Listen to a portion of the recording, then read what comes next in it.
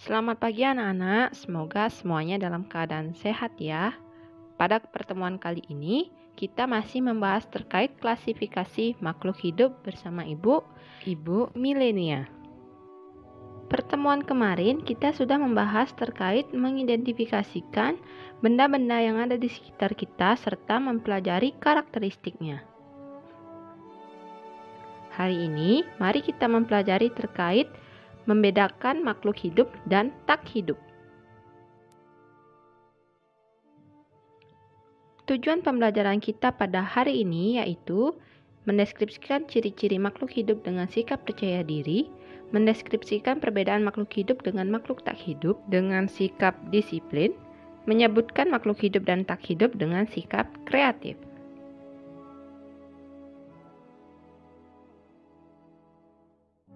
Jadi, sesuai dengan yang Ibu katakan tadi, kita akan mempelajari terkait membedakan makhluk hidup dan tak hidup. Anak-anak, secara umum, ciri-ciri yang ditemukan pada makhluk hidup adalah bernafas, memerlukan makanan dan minuman, bergerak, tumbuh dan berkembang biak, peka terhadap rangsang, dan menyesuaikan diri terhadap lingkungan. Jadi anak-anak, jika ada benda yang tidak memiliki salah satu ciri tersebut, bisa dikatakan benda tersebut merupakan benda mati atau makhluk tak hidup. Untuk lebih jelasnya, mari kita jabarkan ciri-ciri tersebut. Yang pertama, bernafas. Setiap saat kamu bernafas, yaitu menghirup udara yang diantaranya mengandung oksigen, dan mengeluarkan udara dengan kandungan dioksida yang lebih besar dari yang dihirup. Kamu dapat merasakan kebutuhan bernapas dengan cara menahan untuk tidak menghirup udara selama beberapa saat. Tentunya, kamu akan merasakan sesak sebagai tanda kekurangan oksigen. Tidak hanya manusia dan hewan yang bernapas, namun tumbuhan juga bernafas. Pada pagi hari, tumbuhan akan menyerap CO2 atau karbon dioksida dan mengeluarkan oksigen atau O2. Dan pada malam hari, tumbuhan akan menyerap oksigen dan mengeluarkan karbon dioksida atau CO2. Untuk beraktivitas, setiap makhluk hidup memerlukan energi. Dari manakah berasalnya energi tersebut? Jadi anak-anak, untuk memperoleh energi, makhluk hidup memerlukan makanan dan minuman. Jadi, energi yang kita dapatkan itu bersumber dari makanan dan minuman yang kita makan dan minum. Ciri selanjutnya yaitu bergerak.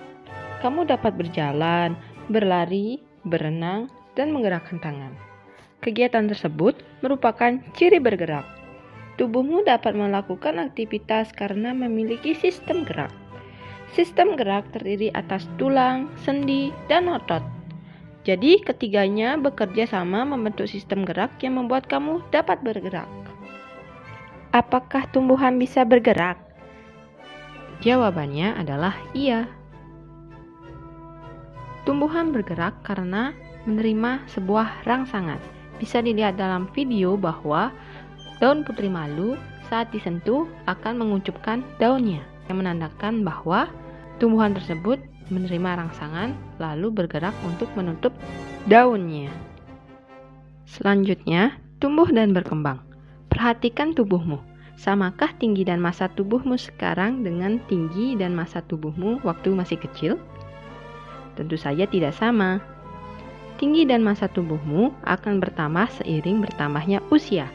Proses inilah yang disebut dengan tumbuh. Hewan juga mengalami hal yang sama. Misalnya, kupu-kupu bertelur, telur tersebut kemudian menetas menjadi ulat, lalu menjadi kepompong, kepompong berubah menjadi kupu-kupu muda, dan akhirnya berkembang menjadi kupu-kupu dewasa. Begitu juga dengan tumbuhan dan manusia. Selanjutnya ada berkembang biak atau reproduksi.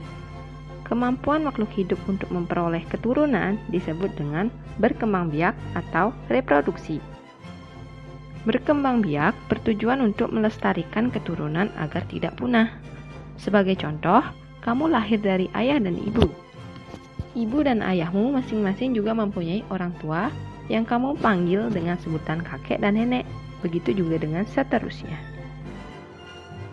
Selanjutnya ada peka terhadap rangsang.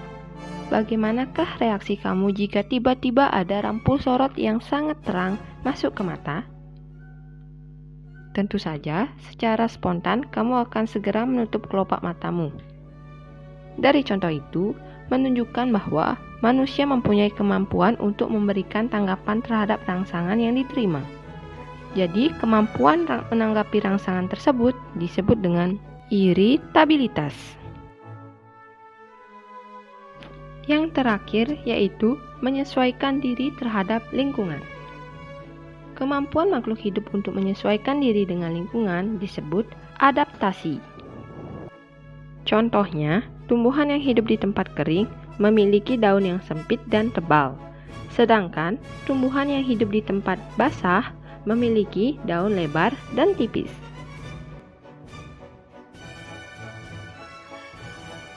Jadi, contoh makhluk hidup di sekitar kita antara lain manusia, hewan, dan tumbuhan. Dan contoh makhluk tak hidup di sekitar kita antara lain televisi, mobil, foto, dan sepeda. Untuk tugas yang akan anak-anak kerjakan, ibu akan mengirimnya pada Google Classroom atau grup WhatsApp. Sekian materi yang ibu sampaikan. Selamat belajar.